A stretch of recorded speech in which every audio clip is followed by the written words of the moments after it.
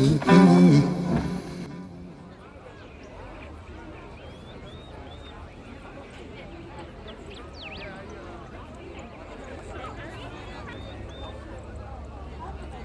1926, Vice Commodore Hubert H. McCrae rose from his seat to make his re-election acceptance speech. "Ours is a royal sport," he said, "and a royal club, and kings and princes are at the head of it." What McCrae said that year was no exaggeration. The Royal Canadian Yacht Club had come of age and was the envy of the yachting world. Yet behind its royal trappings and international acclaim, the club remained loyal to its origins. It had begun as an adventure, organized by common friends with common interests. It matured and prospered with the encouragement and commitment of like-minded individuals who joined the club over the decades.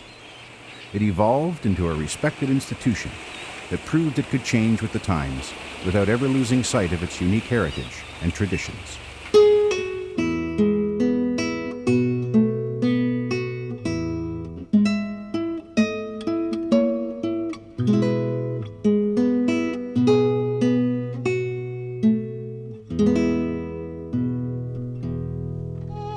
In 1852, Charles Dickens wrote monthly articles for the London Times.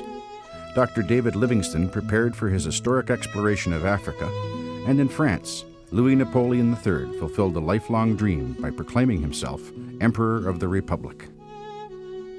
Across the ocean in America, Isaac Singer had just developed a machine for sewing. An American game called Town Ball was gaining popularity under its new name, baseball.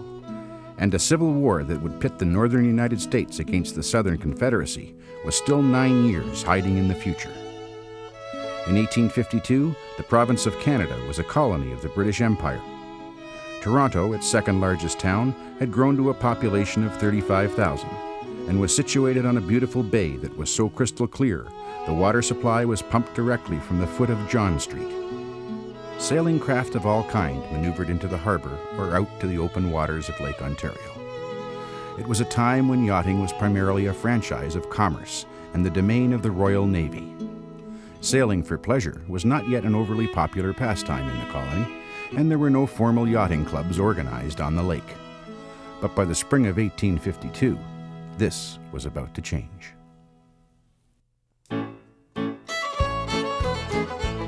On March 20th of that year, 7 Torontonians met at the Western Hotel on Wellington Street to formalize the organization of a yacht club. Membership fees were fixed at $2, and it was agreed that members would meet at 3 p.m. every Saturday during the season. The club's operating rules were simple. All members were expected to be aboard a yacht, and yachts were to rendezvous at the buoy moored in the Toronto Bay. The name of one member would be drawn to lead the club on a cruise to the Garrison Wharf and back, after which each boat could take its own course. By all appearances, the organization had the external look of a recreational sailing society. The founders, however, had a more defined purpose. By forming a yacht club, they had knowingly joined a small elite of organizations that specialized in perfecting skills important to the security of the British Empire. Yachting was viewed as an unofficial auxiliary to the Royal Navy. It was felt that recreational sailors had the time to experiment with new yachting technology, something unlikely to occur within the military establishment of the day. The results might prove useful to the Royal Navy, and privately owned yachts and their crews could also be quickly adapted for service in actual naval operations. The club, then, was conceived on one hand as a yacht club, and on the other as a naval unit. To ensure that it preserved this mandate, the chairman of the club was given the rank of captain, and his subordinates lieutenants, as in a frigate of the Royal Navy. Later, these would change to the titles still used today, Commodore and Vice Commodore. By July of 1852, the members had built their first clubhouse on the deck of a large scow moored against the bank near the foot of Simcoe Street, an unattractive square building made of wood with a flat roof that served as a platform to start races. It was from this humble clubhouse that the members petitioned the Crown in England for the right to use the royal designation with their yacht club name. They shared a common conviction that their organization had to be more than just a platform for recreational sailing. It had to be recognized as a club with purpose. 2 years later, the many who on both sides of the ocean had ridiculed and labeled this small colonial organization as overtly pompous and vain got the surprise of their lives.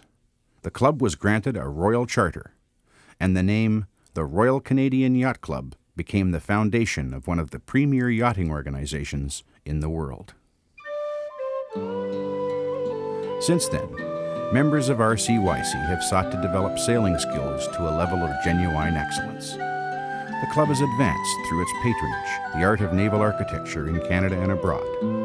It has numbered among its members some of Canada's finest sailors who have met with great success in racing competition at home and abroad.